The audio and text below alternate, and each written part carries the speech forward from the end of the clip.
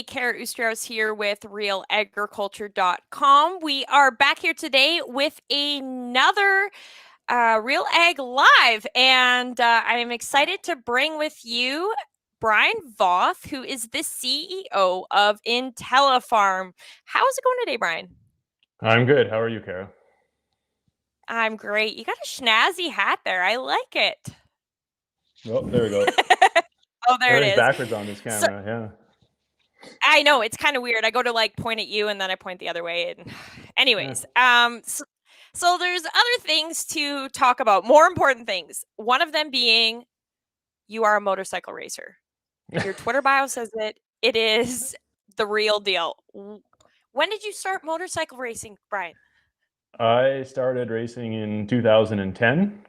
My wife's uncle actually got me into it. I've always been into motorcycles. I bought my first motorcycle as a teenager already, and I'd bought another motorcycle. I think the year before I got married, and it was just it's expensive to register a motorcycle in Manitoba. The insurance is just ridiculously expensive. And then I found out that my wife's uncle races, and he's like, you know what, you should come to the track. When I told him I was thinking about selling my motorcycle, he's like, well, you should come to the racetrack. I was like, what are you talking about? He's like, well, yeah, we race in Gimli, just north of Winnipeg. I was like, well, I didn't even know that they raced there. I knew they did drag racing, but that was about it. And so I ended up selling that motorcycle and got a track bike and went out there in 2010. Kind of the reverse of what most people do at a racetrack. Mostly they race, then they get married, and then they stop racing. I went the other way around. I started racing after getting married. And so 2010, my first season out there, did track day stuff, and then I got into racing a year later and have been racing ever since. And it's a little different. It's a lot more fun than just riding on the road. It is a little terrifying the first time when you're leaned over at 40 degrees at 130K going through a turn and you're 6 inches away from another guy on a motorcycle doing the same thing. No. But it is a lot of fun. Unfortunately, being 6'6" and 235 pounds, I'm not the ideal size for a motorcycle racer. So my career aspirations as a professional bike racer were very short-lived. I mean, you did kind of stay in racing. The market's racing. Things are fast paced there, so I guess I see what you did you didn't there. go too far. I see. I may be young, I may be female, but dad jokes are right up in my area. Oh, well, So we're in good company. I may not be a dad, but my wife is already tired of me making dad jokes at 35. So perfect.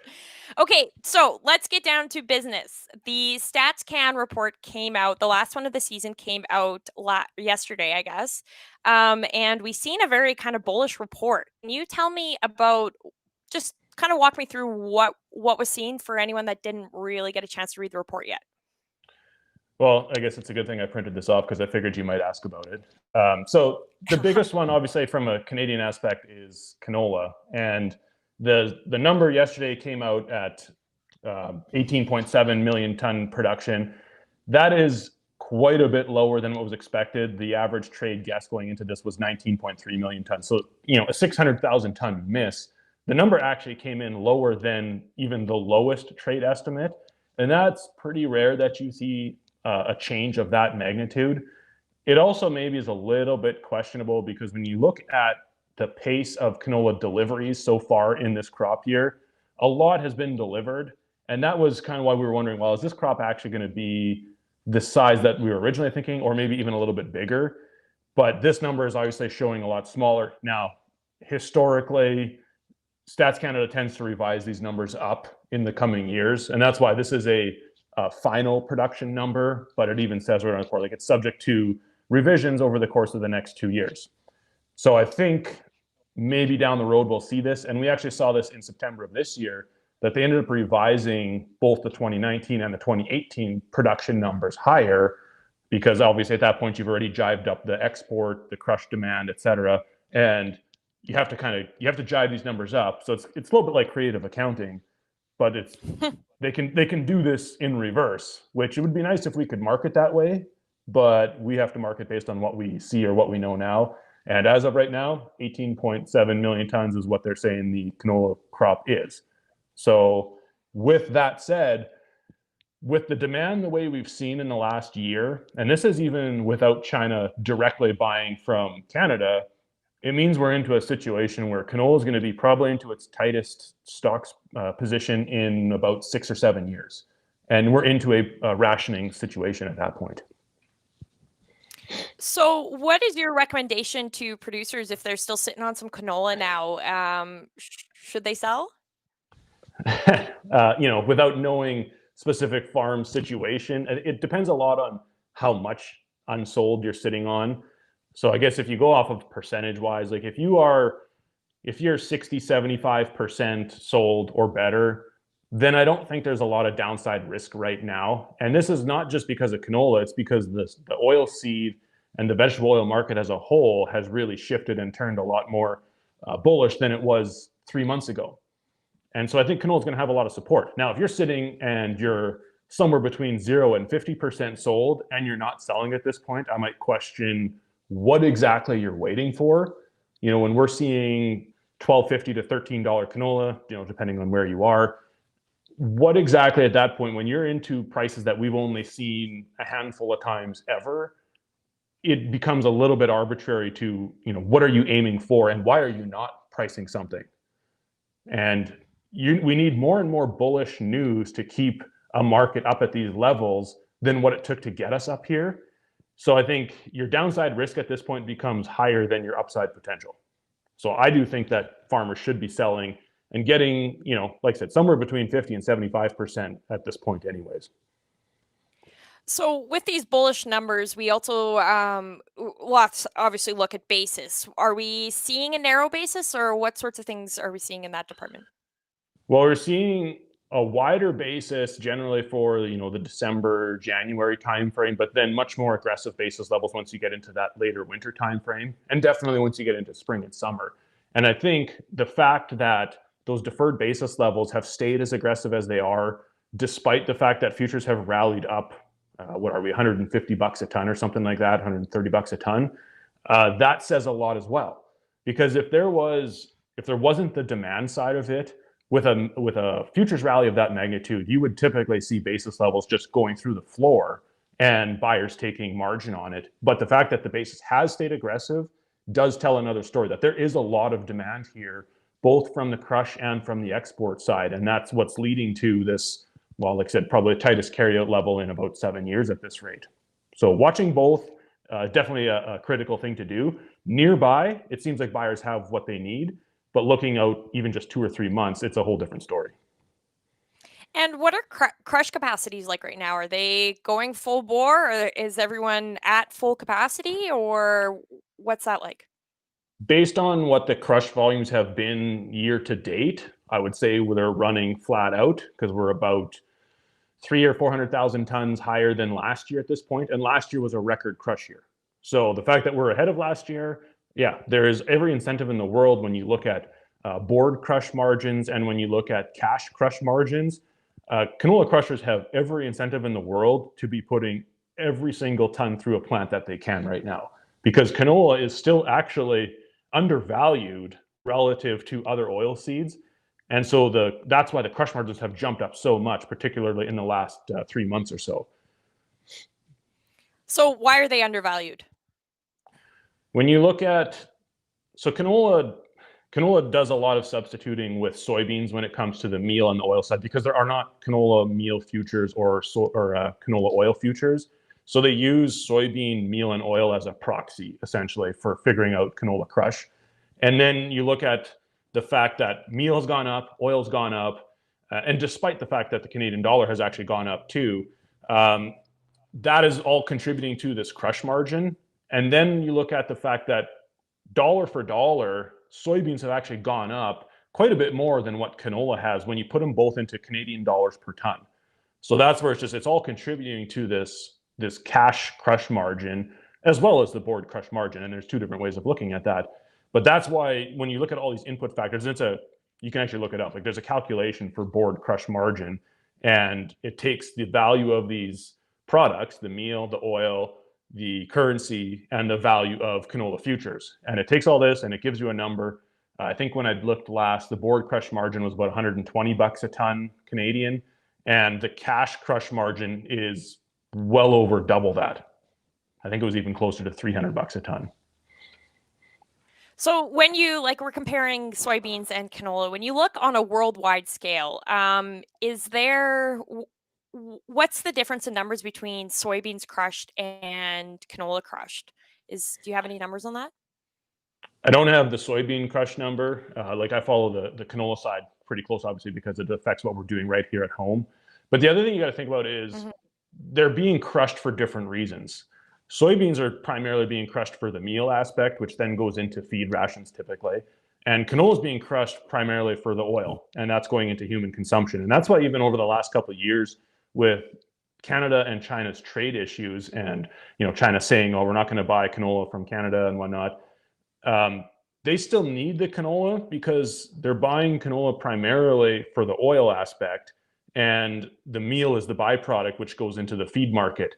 And that's why if you looked at in the last year and a half or so, their purchases of raw canola, because they have a lot of crushing capacity in China, their purchases of raw canola were way down, but their purchases of canola oil from Canada went through the roof in the last year and a half because they still needed that for human consumption, but they didn't have a place to put the meal with their hog herd being cut back by 40% or roughly whatever that number worked out to be. So that's why you saw them switch essentially to buying a refined product rather than the raw canola. And I think now we're starting to see that switch around. And I think there's a lot more canola that ended up in China through back doors rather than being dealt directly to China. Where some neighboring country would buy it from Canada and then China would buy it from that country. It's all optics. So yeah, they're still buying Canadian canola, but they're just kind of doing it in a roundabout way instead. And what are your predictions on China? Will they keep buying the way they have been right now? I mean, Oh we man, can't predict anything with China, but yeah, you want to predict the most unpredictable country out there, I guess. But at the end of the day, regardless of what's going on politically, between Canada and China or US and China, China's going to buy what they need, regardless of how upset they might be at any government or anything like that. If they need a product, they're going to buy it, and they're going to buy it from whoever is going to be able to supply it, and they'll pay whatever it takes to get it. Now, that said, China's also very crafty in that sense, and you saw this again last week, I think it was. You saw this a lot through the 2012, 13, 14 years as well, where China take soybeans, for example, buys cargo after cargo after cargo of soybeans. And these beans are being shipped, and a boat gets halfway to China, and then what does China do? Oh, we're canceling this load. Well, they're not going to turn the boat around. And China knows that. And, you get a negative market reaction, and maybe beans drop 50 cents or something like that. And then China comes in, oh, well, we'll rebuy that boat of beans now.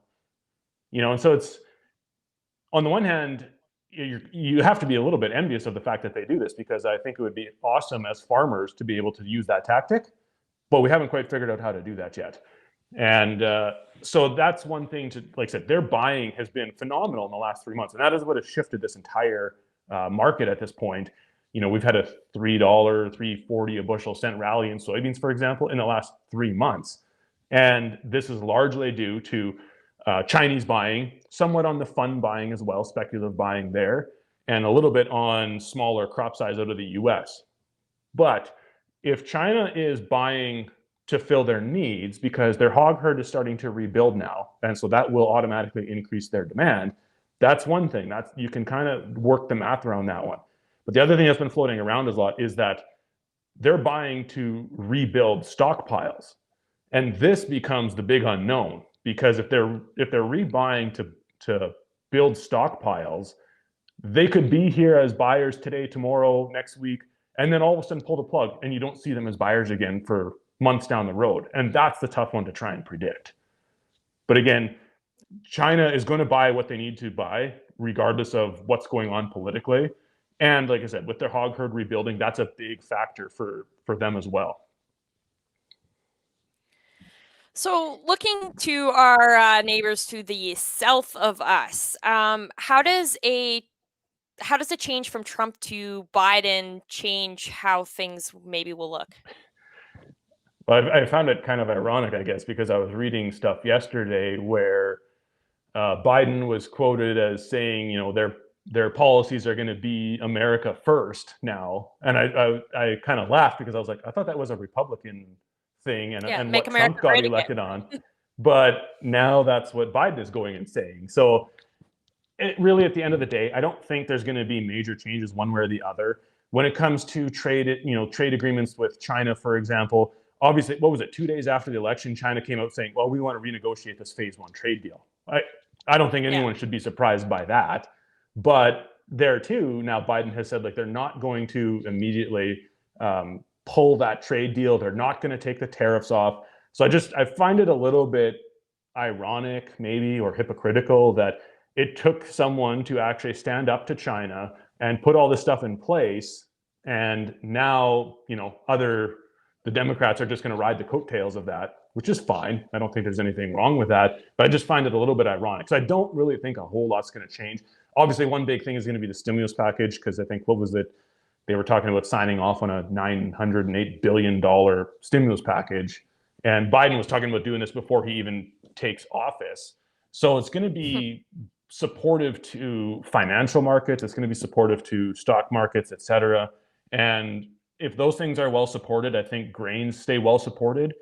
And really, from a trade perspective on the grain side, if they're not going to renegotiate the phase one deals, again, China doesn't really have a whole lot of buying options right now when it comes to soybeans. South America's cleaned out. I mean, South America's even buying US soybeans, which happens about once every blue moon or so. And so there won't be any changes for sure until the new crop comes off in February, March out of South America. China's likely to switch to buying South American beans, which they would typically do. But then again, when you get to next fall, they'll be back into the US market, I would assume. So I really don't see a whole lot of trade going on that way. When you're talking about US and Canada, it might be a little bit of different, might be a bit of a different situation, but it's not, I wouldn't see a really big issue on the grain side there either. Those supply channels between US and Canada are pretty much set. I would say one way or the other. I think it's a bigger thing when it comes to, lumber and aluminum and like those raw materials like that, but not so much on the grain side, I don't think. Okay. Well, let's take a little bit of a shift now. Soybean markets. What did we see in the StatsCan report? Soybeans were 6.4 million tons, slightly higher than the average trade estimate and slightly higher than last year. This is more or less a return to better yields more than anything. Acres were down marginally. We've seen acres drop off quite a bit in Manitoba in the last couple of years because of poor yields. So acres have dropped in Western Canada, but then again, yields were up in Manitoba for sure. And in Ontario, yields pretty good, average to maybe a little bit above average. So we've seen a marginal change in the soybean side in Ontario, but not much of a change from last year overall. But again, we're riding the coattails of a lot higher futures based on what's going on in the US, South America, and with Chinese trade.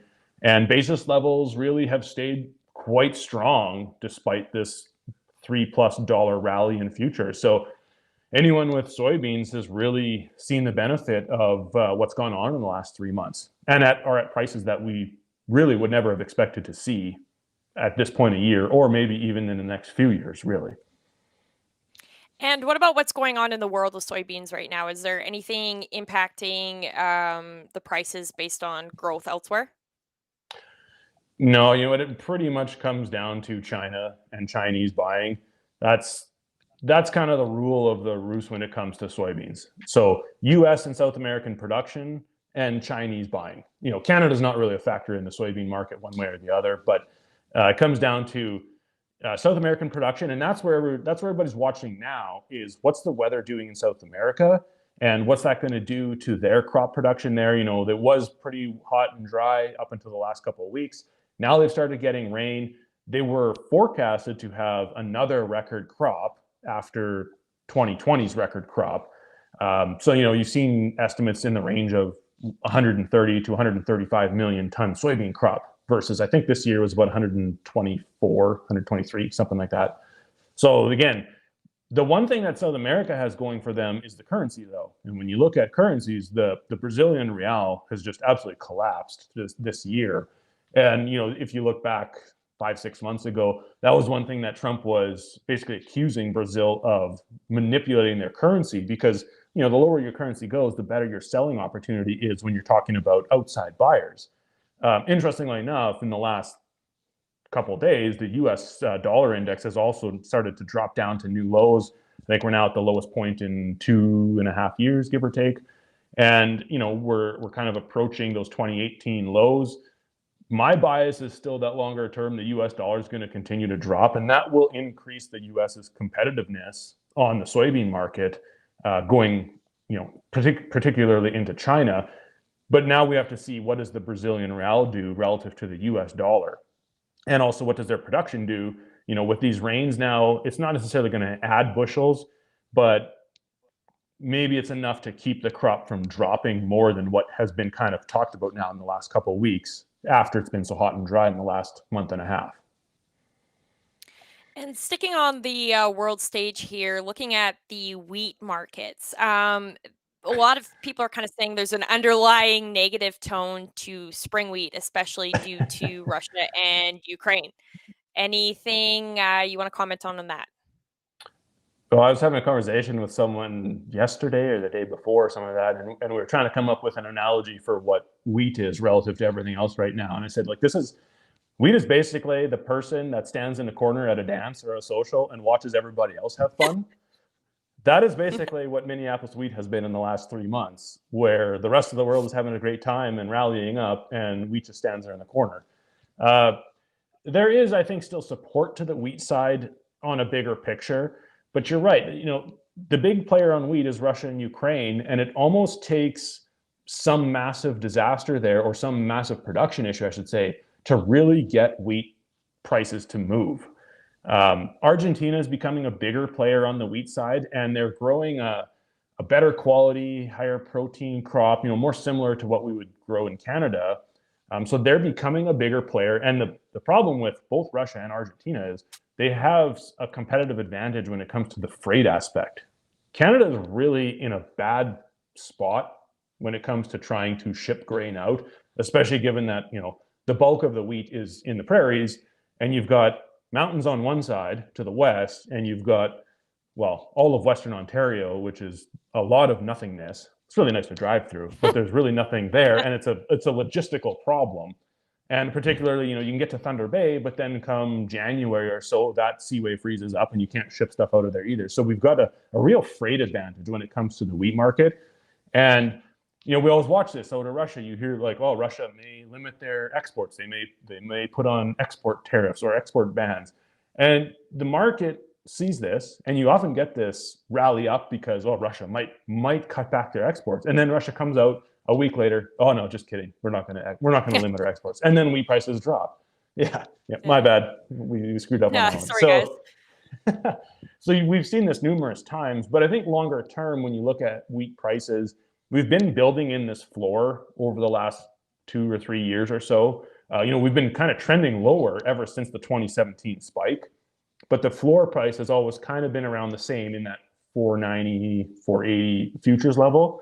So I do think we are building support for a bigger move up longer term. But you got to think, wheat, almost everyone in the world grows it, first off. So it's not subject to the same supply constraints that things like corn, soybeans, or canola might be, where it's only grown in limited parts of the world, or more limited parts of the world.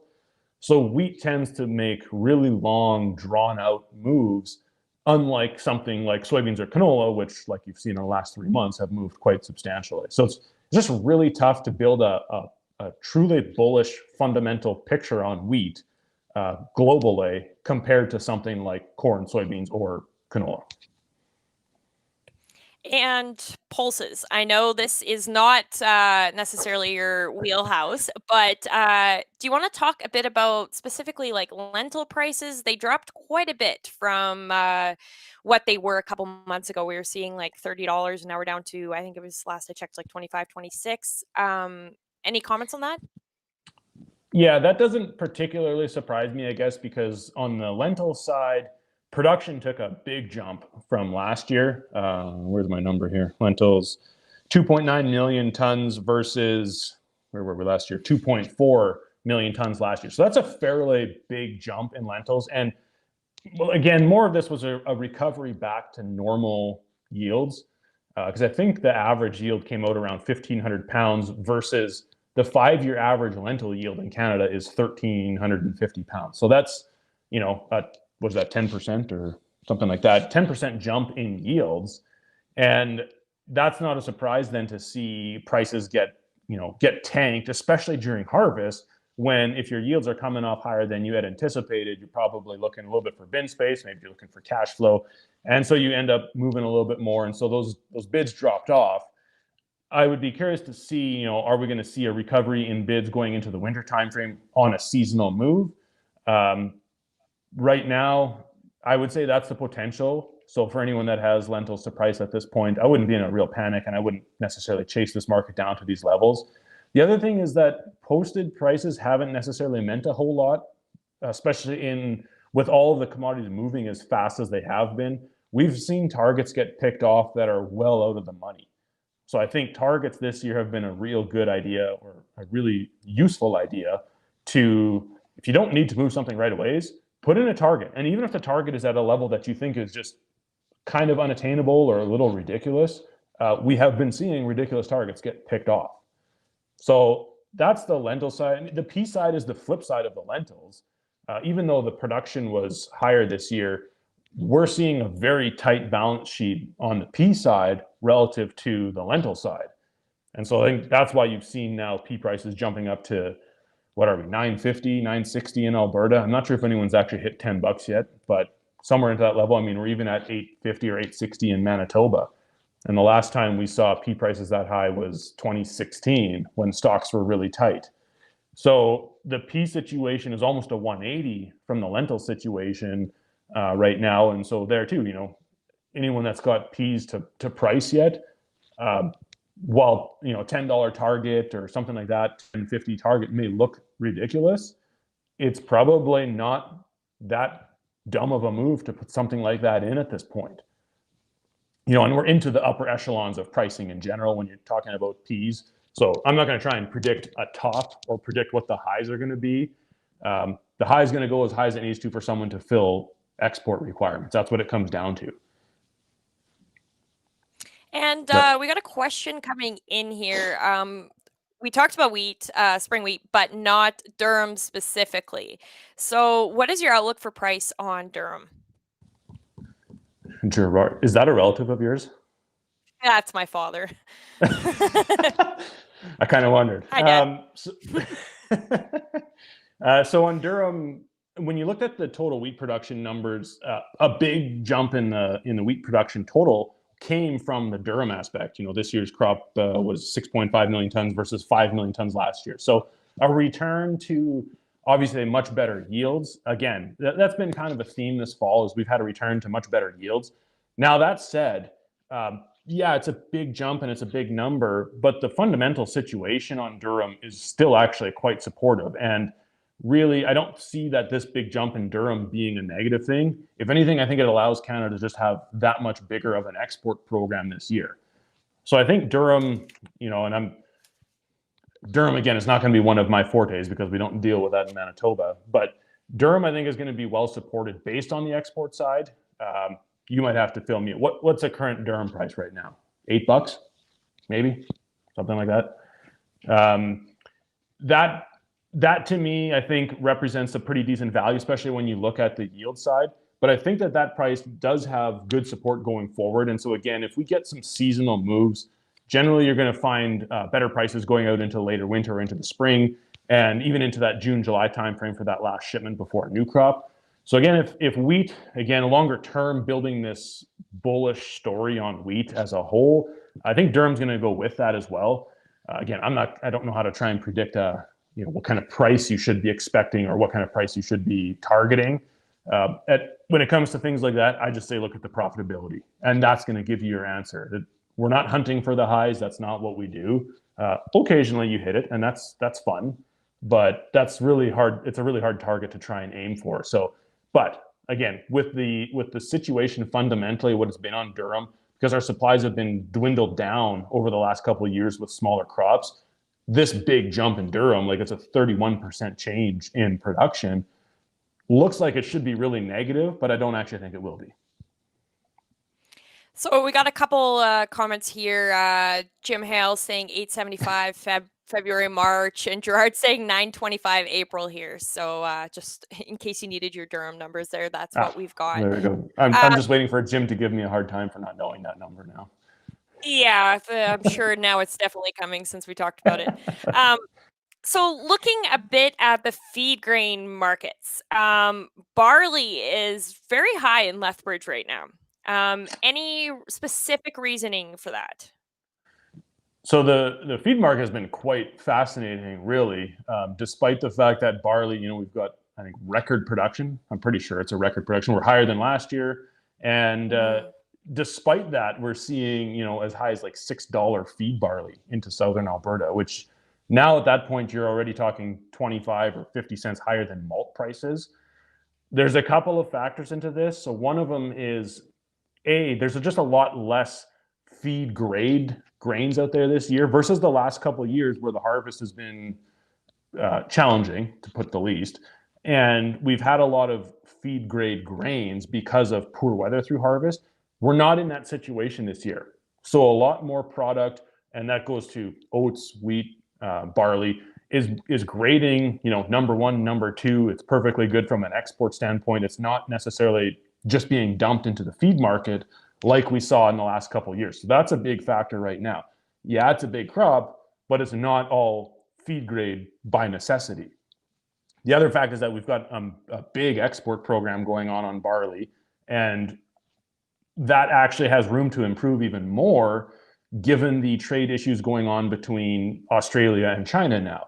Typically, Australia would ship a lot of barley into China, and with them going to the WTO about anti-dumping and banning essentially purchases out of Australia, it does leave the door open to Canada supplying even more barley into China instead. And with this big crop, it just builds on that we can actually build a bigger export program because we have the volume to do it. Then obviously another big factor into the feed price is what's happening with corn prices. And when you look in the US, the corn yields have come down over the course of the summer, just not as ideal weather. There's less corn available, especially in the northern US. And so there's less corn coming into Canada, both southern Alberta and southern Manitoba, really. Typically, you'd bring a lot of corn in there for hogs in Manitoba and for the beef side in Alberta. And so you've seen a big increase in corn prices, obviously, in the US with this big rally. And less corn moving in. So there is just more demand from a feed aspect as well. So it's a few different factors that have really led to this feed market being kind of on fire. When you've got feed barley priced higher than malt, you're seeing feed wheat priced 25 cents, 30 cents higher than, number one 13.5 Pro spring wheat. I think you're going to see a lot of grains end up in the feed market because of that. Because what's the incentive to go and sell, wheat to an elevator for a 113.5 grade when you can just dump it in the feed market for 25 cents more? Generally, feed places don't charge dockage either, and there's no grading issues. So you could see more grain end up in the feed market because of that regardless. But the fact that there isn't grain being dumped in the feed market out of necessity because we had a great harvest is one of the big factors into where these feed prices have gone here now. So we have a question coming in here from Kelvin Hepner. Any word on corn moving west from Manitoba again, capping feed barley dollars? Interesting you asked that. We've been chatting with some brokers out of Alberta about moving corn west. In the past, we have often shipped corn out west. The last couple of years, we haven't because, again, there was so much feed wheat, feed barley, feed oats that buyers just weren't really looking for corn. And this year, I think we're going to see that opportunity again, because of less availability coming out of the south, out of the US, coming north into Canada. And with the prices of feed barley and feed wheat where they are, there is already interest, and I think there will continue to be interest this winter. The problem becomes freight. And in chatting with a few buyers in Alberta, that is right now one of the bigger hangups is there is all kinds of grain to move west, but there's not much for backhauls coming into Manitoba. So a lot of times, if you're shipping corn to Lethbridge or into Brooks or something like that, that's fine. You can pick up corn in southern Manitoba or even western Manitoba, ship it there, but there's nothing coming from southern Alberta back to Manitoba. So a lot of times these trucks are going to have to drive empty to, like to Regina to pick up fertilizer and then come back to Manitoba, and that just increases the freight rate quite a bit, despite fuel prices being a lot lower than where we were a couple of years ago. So that's the biggest challenge right now, is just the freight aspect and the lack of backhauls. So there is going to be interest and there will be demand, but that's the hurdle to get over now. I think right now prices, you can't really justify going to Alberta versus what we can get in Manitoba. But at a certain point, and this generally happens later in the crop year, we can often actually get better prices shipping corn, 1,000 miles over versus what we can get 10 miles away from a farm in Manitoba, which always seems backwards to me, but it's just arbitraging those different markets. Yeah, absolutely. Okay, before we wrap up here, quick question for you. 2021 crop planning. What are you feeling for acres? Is there anything you think you'll see more of, or anything you think you'll see less of? Well, it's funny. We've been having that conversation both internally and with clients. And the interesting part is, because the prices of not everything, but so many commodities have moved up, it still makes it a bit of a question mark as to what's going to win out. And out right now, again, you look at wheat, I'm going to say wheat is going to lose acres relative to other commodities at this rate. I think canola, when you're talking 11.50 new crop, or even closer to $12 new crop canola, that's going to buy acres. Soybeans in Manitoba, new crop, 11.50 to 11.75, that's probably going to buy some acres back. Oats has actually been building acres over the last couple of years, and I'm kind of surprised that the prices have stayed as high as they have, but it just goes to show what the demand has been. So oats, again, you're seeing new crop bids around 370 in Manitoba. That is going to be something that farms are looking at as well. With the high pea prices, I think that's going to be drawing interest in Saskatchewan for sure. Lentils, if they don't pick that price back up, lentils may lose a few acres relative to peas.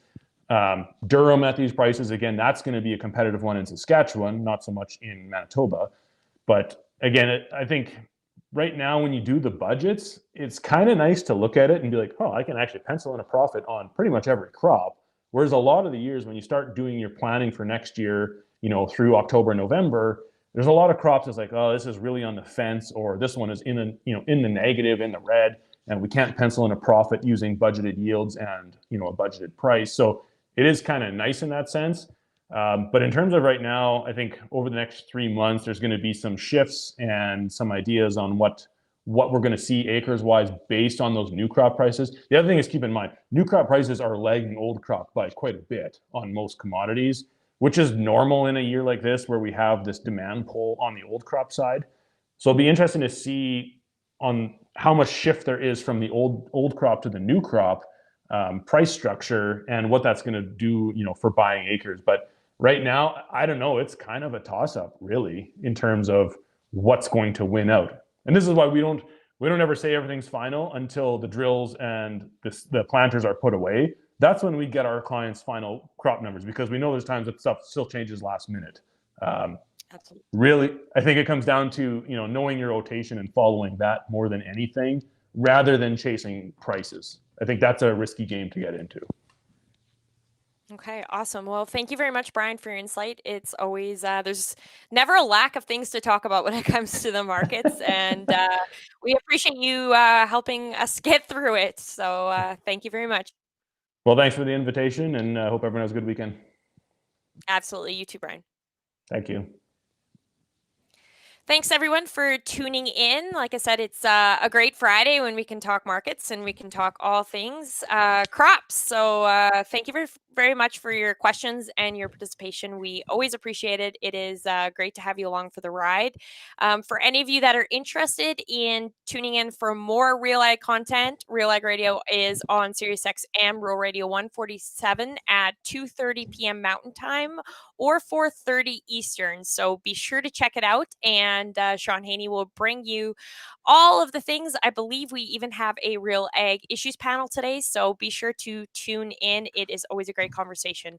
Thank you very much for your time, and we will talk to you guys all soon.